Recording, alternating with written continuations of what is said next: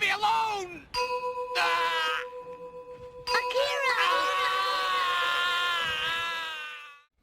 Takeshima Island, not to be confused with Japan's other Takeshima Island, which is located in Kamakura City, is a group of rocks in between the South Korean peninsula and the Japanese archipelago.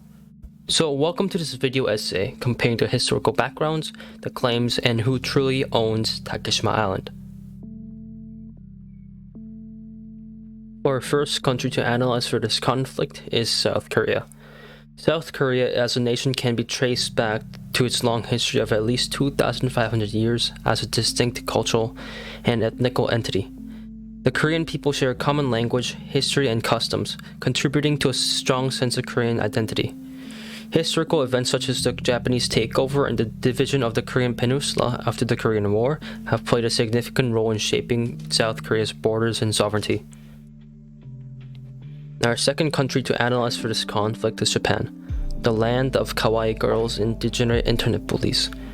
Japan's nation-state formation has been shaped by a combination of cultural, historical, and political factors.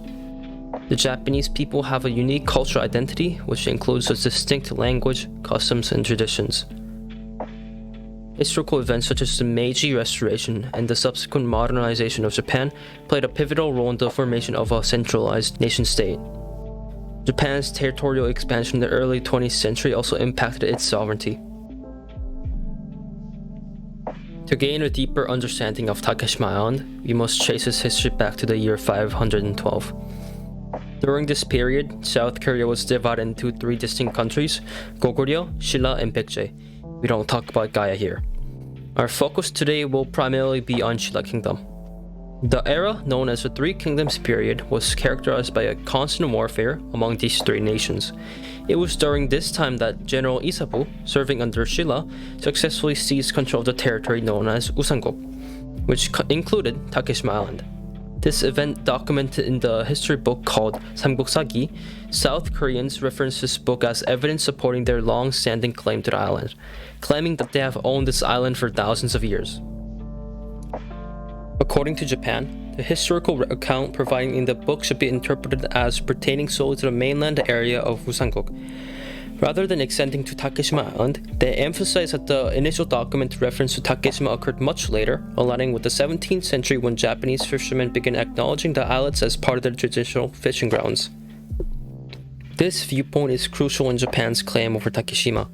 They say that historical records and evidence from the 17th century onwards support their claim to the islets as an inherent part of the territory, contrary to the earlier historical account referring to Usangguk.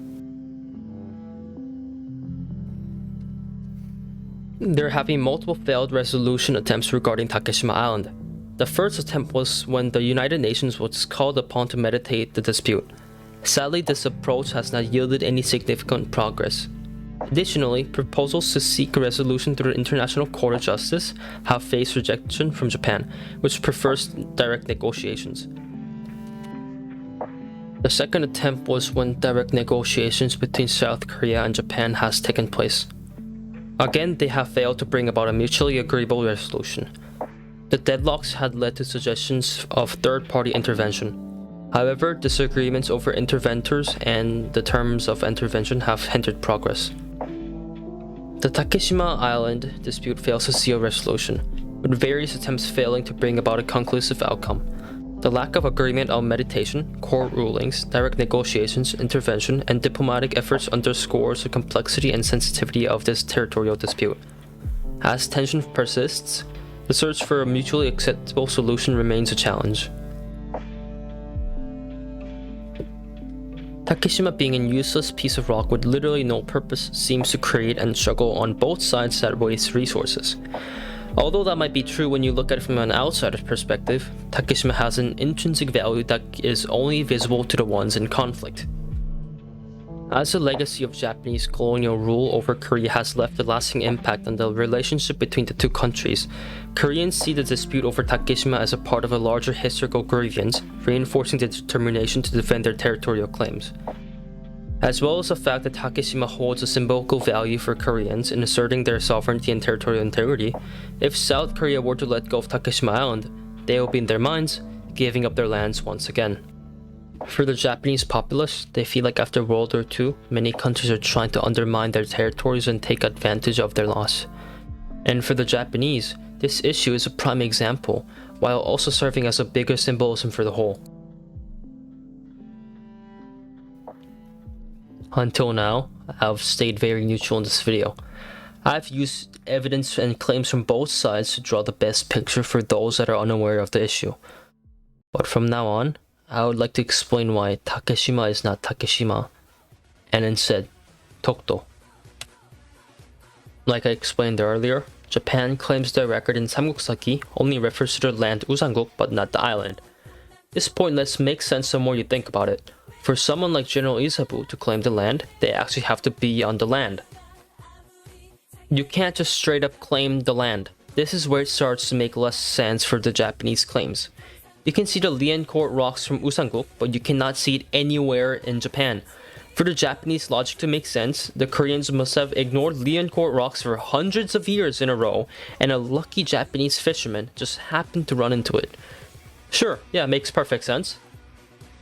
Also, a claim from a fisherman has no historical validity when compared to the historical book Samguk-sagi, written by the Korean Supreme Chancellor that worked for the king to keep accurate historical records.